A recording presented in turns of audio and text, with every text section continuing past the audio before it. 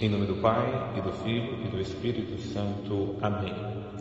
O nosso estudo da palavra de hoje é do Evangelho de São João, versículo 41 até o versículo 59. Nós vamos agora nos aprofundar no núcleo, no eixo ou no ensinamento fundamental de Jesus sobre o pão da vida. Se ele anteriormente nos introduziu, já nos apontou e nos disse que ele é o pão da vida, agora hoje ele vai nos ajudar a compreender no que consiste se alimentar dele como o pão da vida. Bom, primeiro que os judeus, ou aqueles que o ouviam, murmuravam, porque Jesus disse que era o pão que desceu do céu. Então, o pão que ele é, não é um pão humano, um pão que veio aqui da terra, como um pão que se faz na padaria, um pão que se faz em casa. Não, tira a materialidade. Não podemos olhar o pão de uma forma material, porque senão não vamos compreender nada do significado daquilo que ele é.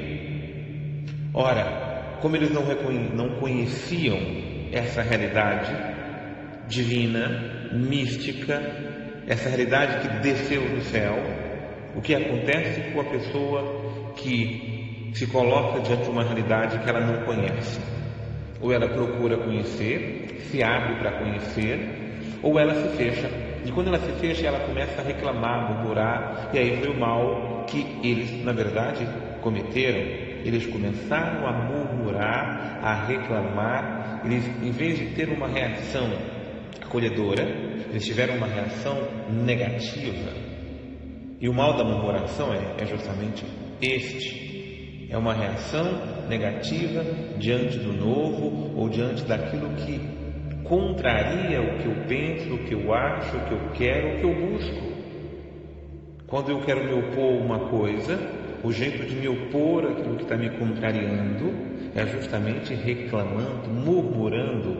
E quando eu murmuro, um espírito negativo, um espírito totalmente depreciativo das coisas toma conta de mim. Eu fico aquela pessoa azeda, inconformada, e por mais que alguém tente me explicar, me apresentar o que significa ou o que consista, a murmuração é uma erva daninha que cresce dentro de nós e ela toma conta e a gente simplesmente se opõe àquilo que vem. E foi isso que aconteceu. Eles até começaram já a colocar interrogações e a diminuir até a pessoa de Jesus, mas porventura não é ele o filho de José, o seu pai, a sua mãe nós não conhecemos, agora como é que ele vem dizer para nós que desceu do céu? Porque se não compreendermos que Jesus ele desceu do céu, nós realmente não vamos entender o que ele significa ou representa para nós. Mas a resposta do mestre foi imediata: não murmureis entre vós. Ou seja, ou paramos de murmurar, ou paramos de reclamar, ou paramos de lamentar para poder compreender, ou vamos morrer na ignorância. E muitos morreram na ignorância porque pararam ou estagnaram na murmuração. Quem vive da murmuração não adianta, não se adianta, não progride.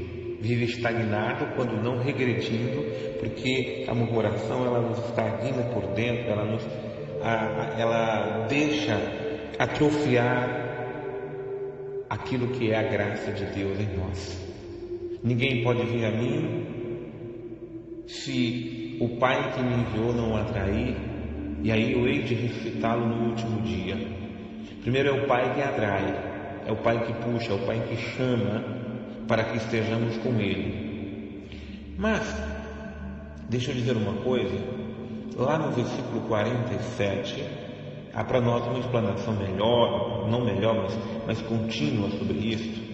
Em verdade eu vos digo que quem crer em mim, então, para se alimentar deste pão, primeiro eu preciso crer em Jesus. Quem crê nele tem a vida eterna. Essa é a primeira coisa. E esse conceito de vida eterna, ele precisa estar muito presente e atualizado dentro de mim. Quando eu creio em Jesus, eu entro na vida eterna. Quando eu creio em Jesus, a vida eterna entra em mim. A vida eterna começa a fazer parte de mim. Eu começo a viver para a eternidade. E permita-me dizer uma coisa: viver para a eternidade não é viver só pensando depois que eu morrer, pensando na vida pós-morte. Viver para a eternidade é transformar o mundo em que eu vivo com as realidades divinas. E o que são as realidades divinas? É o que nós rezamos, inclusive no Pai Nosso: venha a nós o vosso reino. Porque a vida eterna é o reino de Deus. Mas o reino de Deus é quando? O reino de Deus é depois que eu morro. Não, o reino de Deus é o aqui e agora. Como Ele está próximo de nós, Ele está entre nós, e eu entro na dinâmica do reino quando eu recebo o pão que me introduz, o pão que me alimenta, o pão que transforma o meu interior, porque o reino dos céus, o reino de Deus, é o que acontece primeiro aqui dentro de mim. É dentro do meu coração que Deus mora, que Deus habita. É dentro de mim que eu vivo as realidades mais profundas da eternidade. Quando paramos para contemplar a vida dos santos, dos místicos, muitos deles têm êxtases espirituais ao contemplar as realidades celestiais, a presença amorosa de Deus, o amor de Deus. Sabe, nós muitas vezes não precisamos esperar ter esses êxtases espirituais, que são graças específicas que muitos recebem, mas todos, quando levamos a vida em Deus, experimentamos em nós a presença amorosa de Deus em nós. Aqui é uma abertura para uma realidade da graça. Se nós ficarmos materializando, deixa eu dizer isso a você, se nós ficarmos materializando a realidade divina, nós realmente não conseguimos tocar na graça. E o que aconteceu foi justamente isso. Muitos desses judeus, muitos desses que acompanharam Jesus, pensaram no pão apenas na realidade material, como muitos de nós vivemos para isso também, trabalhamos, corremos atrás do pão de cada dia, do pão, do alimento que perece. É o que Jesus inclusive vai falar para nós, porque eu sou o pão vivo, aliás, eu sou o pão da vida. Vossos pais no deserto comeram maná e morreram. Este é o pão que desceu do céu, para que não morra todo aquele que dele comer. Porque um pão material, ele pode ser o pão mais substancioso, ele pode ser a comida mais substanciosa, ele pode ter elementos formidáveis que nos dê mais saúde, que nos deixa a gente mais animado, mas é apenas para realidades momentâneas. Nenhum alimento da terra nos dá vida eterna. O alimento da terra serve para a vida terrena, mas nós queremos transformar a nossa vida terrena nos primórdios da vida eterna. E para isso nós temos que nos alimentar com o alimento que vem do céu. Ninguém na terra pode nos oferecer este alimento. Ninguém pode. Nenhum dos alimentos, por mais sublimes que sejam, por mais substâncias que tenham, por mais natural que seja, inclusive, seja da natureza que Deus criou e assim por diante, ele não se compara, não tem proporção com o alimento que veio do céu. Quem come deste pão viverá eternamente. Aliás, desculpa, eu pulei aqui. O versículo 50: este é o pão que desceu do céu, para que não morra todo aquele que dele comer. Os homens terão perdido tempo, em todos os tempos, em busca de uma fórmula mágica para eternizar a vida aqui na Terra, porque não há como. Se há fórmulas ou meios de prolongarmos a vida aqui na Terra, que se prolongue por alguns anos, por algum tempo, e vida eterna não consiste em prolongar anos, viver menos anos, viver mais anos. Não. A vida eterna é viver a vida em Deus. Uma criança que cedo começa a ter a vida em Deus, um bebê, quando é batizado, ele já está na eternidade como bebê. Seja uma criança que morra mais cedo, olha os pastorinhos que foram canonizados, Jacinta e Francisco. Eles começaram a viver a eternidade, não precisaram morrer para isso. Eles começaram a viver a eternidade quando começaram a viver as realidades celeste na vida deles. Então, o pão que vem do céu é aquele que traz o céu até nós, traz o céu para dentro de nós, para dentro do nosso coração, para a nossa vida. E agora, se até agora parecia tudo muito figurado, prefigurado, Jesus nos conduz, já nos levou a entender que o pão é Ele. Ele é o pão. Ele não simplesmente dá um outro pão, não é um outro pão que Ele vai trazer, não, é Ele que é o pão. Nós não podemos perder esse referencial. O pão é Jesus. Assim como Ele é a água viva, Ele é o pão vivo, Ele é o pão da vida. A água é a água da vida, Ele é o pão da vida. Então, quem come deste pão viverá eternamente. E agora a promessa. Essa é a grande promessa. No versículo 51. Então, primeira afirmação, Ele é o pão vivo que desceu do céu. Já entendemos isso? E quem come deste pão entra na eternidade, vive eternamente. E agora Ele diz: o pão que eu hei de dar é minha carne para a salvação do mundo. Interessante que Ele vai dar um pão. Mas quando Ele fala que Ele vai dar um pão, é porque Ele vai dar a si mesmo. Mas como que Ele vai dar a si mesmo? De que maneira? Ele vai dar a si mesmo no pão. Não é que aquele pão é que nos salva. O que nos salva é Ele que nos dá nesse pão. Este pão que é eucaristizado, transformado, transfigurado. E nós usamos um termo teológico que veio da metafísica chamado transubstanciado, porque não é Ele que assume a substância de ser pão, é o pão que assume a substância de ser Ele. É Ele que é o pão. Então, o pão que eu hei de dar, esse pão é a minha carne. E a carne que é para a salvação do mundo. O alimento é que salva a vida das pessoas. Aqueles que não se alimentam morrem porque não têm alimento. Os animais que não se alimentam morrem. O animal levanta cedo em busca da caça, em busca do seu alimento, e assim são seres vivos. Nós, se não nos alimentarmos, iremos perecer, morrer. Mas o fato é que nós estamos morrendo até porque estamos comendo demais, não comemos corretamente e reduzimos a nossa vida apenas a uma existência terrena. Quando entendemos que a vida é muito mais ampla, dinâmica e eterna, nós precisamos entender onde está o alimento que me dá essa vida.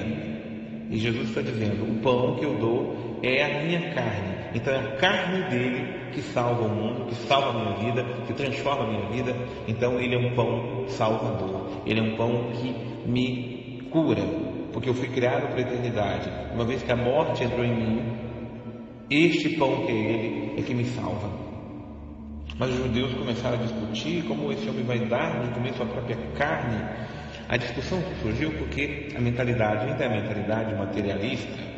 Mas eu digo mentalidade materialista, as pessoas que pensam apenas afirmam a vida e as coisas numa condição e numa realidade material. Ou progredimos, ou desenvolvemos uma vida espiritual, ou desenvolvemos uma vida, uma linguagem, uma relação mística, profunda e autêntica com o Senhor, ou vamos ficar sempre nesse embate com a materialidade dominando o nosso espiritual. E o que acontece é o contrário. Nós não desprezamos o nosso ser espiritual, nosso ser material. Não, nós precisamos se alimentar todos os dias, fazer nossas refeições, maravilha, mas nós precisamos permitir, deixar acontecer que a realidade espiritual, que fomos criados espiritualmente por aquele que é puro espírito, e precisamos alimentar-se dele, para que aquela vida que ele nos deu lá quando nos criou, ela esteja plenamente em nós. Essa é a graça, meus irmãos, essa é a graça que a palavra de Deus nos dá no estudo de hoje, sobre aquilo que a Eucaristia faz em nós.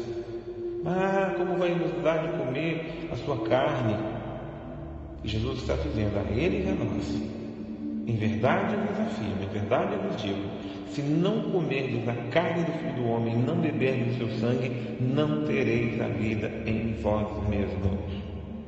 Não há vida nova, não há vida cristã, não há vida renovada, não há vida mutada, não há vida transfigurada, não há vida transubstanciada, não há vida em Deus se não for na carne e no sangue de Jesus. Porque senão a nossa vida espiritual vai ser a nossa vida carnal, com a nossa carne. A nossa carne ela está marcada, estragada por aquilo que o pecado faz nela.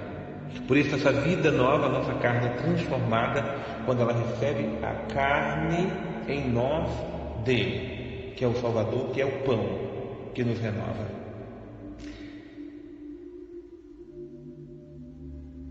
Quem come a minha carne, bebe o meu sangue, tem a vida eterna, e eu ressuscitarei no último dia. É muito importante esse versículo porque nos ajuda a entender a afirmação que eu já fiz anteriormente, aliás, fiz mais de uma vez. Comer a carne de Jesus e beber o sangue de Jesus é ter a vida eterna. Maravilha, já entendemos que a eternidade é aqui, o aqui e agora, o reino dos céus presente no meio de nós. Mas além de vivermos já a eternidade no meio de nós seremos ressuscitados na ressurreição do último dia. A Eucaristia nos dá a certeza, a Eucaristia nos conduz para a ressurreição dos justos. A ressurreição dos justos, a primeira, o julgamento, seremos julgados pelas nossas obras, e a Eucaristia realiza em nós as obras de Deus. Vamos em estudo posterior entender isto. Mas a Eucaristia é um selo. Somos selados com o sangue do Cordeiro. O sangue dele nos sela, nos marca para estarmos com ele para sempre na eternidade. Quem come a minha carne, aliás, o versículo 55, pois a minha carne é verdadeiramente uma comida e o meu sangue é verdadeiramente uma bebida. Entenda, aqui talvez algumas interpretações cristãs diferentes. Eu digo cristã porque há interpretações protestantes, por exemplo, que interpretam a Eucaristia de outra forma. É apenas uma memorial, uma participação. Não, é preciso beber, é preciso comer. Eucaristia é isto, porque ele é uma bebida e ele é uma comida. Por isso se come mesmo, se bebe mesmo. Não se imagina, não se faz conta, não se representa. Não pode de forma nenhuma nós entendermos errado. Só vamos entender o que é Eucaristia se entendermos as palavras dele, que diz que a sua carne é uma comida. Comida que nos sacia da eternidade, que nos coloca em comunhão, em sintonia na via da eternidade. E o seu sangue é uma bebida. E quem come a sua carne e bebe o seu sangue permanece nele e ele em nós. Dizendo como Jesus diz no versículo 56, quem come a minha carne e bebe o meu sangue permanece em mim e eu nele. Como é que nós permanecemos em Jesus? Tendo em nós a vida de Jesus. Como é que eu vou ter a vida de Jesus? Comendo a sua carne e bebendo o seu sangue. A Eucaristia, ela se chama comunhão por causa justamente dessa realidade. Porque ela nos põe em comunhão com Deus. E vamos entender isso já, mas deixa eu só entender aquele meu estudo, que essa comunhão é comunhão de união de vida, é realidade mística, realidade espiritual, como eu tenho já afirmado aqui. Mas essa comunhão, ela só acontece quando eu permito o meu ser transformado pela Eucaristia, porque a Eucaristia vai me quebrando por dentro. A Eucaristia vai aniquilando a minha carne para que a vida do Espírito entre em nós. Quando comungamos mal, quando não deixamos a Eucaristia entrar em nós, ela até faz mal a nós. Quando não submetemos o nosso pensamento ao seu pensamento de Cristo, quando não submetemos nossa vontade a ser a vontade de Cristo, quando nós não submetemos a nossa ideia, os nossos raciocínios, a nossa lógica, a Eucaristia não pode ser para nós apenas um amuleto espiritual ou algo nesse sentido. Não. A Eucaristia em nós é transformação da nossa realidade humana na realidade divina. A Eucaristia tem a nobre missão de salvar-nos daquilo que o pecado nos fez perder. A Eucaristia restabelece a comunhão perdida no paraíso. A Eucaristia é remédio ele sana o pecado. A Eucaristia nos coloca na plena comunhão com Deus. Quanto mais eu mergulho na Eucaristia, quanto mais eu mergulho na vida do pão do céu, quanto mais eu recebo deste pão, e talvez alguns achem errado, mas pão vai lembrar que é outro pão. Não, os primeiros cristãos chamavam a Eucaristia de fração do pão, ou seja, o repartir o pão, mas não é um pão qualquer, não é o pão da padaria, é a fração do corpo do Senhor, é o corpo dele que se reparte, porque ele mesmo que está dando o seu corpo para todos, ele se reparte para multiplicar, para que em todos esteja essa comunhão com ele. E olha, assim como o Pai que me enviou vive e eu vivo pelo Pai, assim também aquele que come a minha carne viverá por mim. Aquilo que estudamos antes, a comunhão de Jesus com o seu Pai, ele veio trazer a nós. E como é o meio de ver essa comunhão com o Pai? Tendo comunhão com Ele, tendo a vida dele. Como eu vou ter comunhão com Jesus? Eu vou ter comunhão com Jesus vivendo a sua vida em mim, a vida de Jesus em mim. E a Eucaristia, ela é o pão do céu. A Eucaristia, e aí, em alguns lugares se dá pão bento, pão abençoado, tem pão Santo Antônio, qualquer pão não se compara. Toda a bênção no pão, é igual o maná foi um pão que foi enviado, mas não é o pão do céu, de forma nenhuma. O maná foi um pão bendito, um pão importantíssimo, mas ele não foi um pão descido do céu. Aqui tem uma diferença. O pão descido do céu é aquele que é o pão que nos leva para o céu. Ele desce do céu para nos levar novamente para o céu, porque perdemos o céu por causa do pecado. E a Eucaristia, sim, é Jesus, ele é o pão, e ele se esconde, ele entra, ele assume o pão, para que aquele pão seja ele mesmo presente na minha vida quando eu o recebo. Este é o pão que desceu do céu, não como o maná que nossos pais comeram e morreram. Quem come deste pão não morre, quem come deste pão vive para sempre. Quem come deste pão come a passagem, come, na verdade, em si, o alimento que nos faz entrar na eternidade. É preciso que Deus abra nossos olhos, o nosso coração e nos faça apaixonados pelo mistério profundo da encarnação. Primeiro é assim, Jesus se encarna, assume-se carne no meio de nós. Jesus que está no ventre da Virgem Maria, veio do ventre de Maria, vive no meio de nós, e agora ele vem para viver em cada um de nós. Bendito seja nosso Deus vivo encarnado no meio de nós. Bendito seja a forma como ele se esconde para se fazer presente entre nós.